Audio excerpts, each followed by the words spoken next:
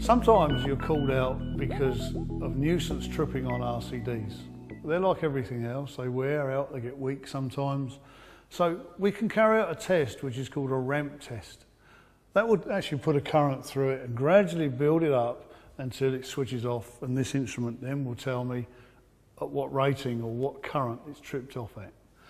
The important thing to remember is only to make sure the circuit that you're using as the test is switched on, because for instance if this cooker was on and it had a 15 milliamp leak, it would mess up the figures on here. So this needs to be standing alone really, apart from the one circuit that I'm testing. So what I do is I plug my RCD tester in, put it to ramp,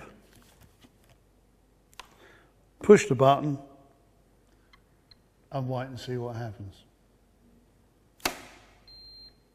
Okay, so it's now tripped off at 25 milliamps. That's okay. 25 milliamps, 5 milliamps either side would be acceptable. Anything less than that, you'd be looking at replacing the RCD.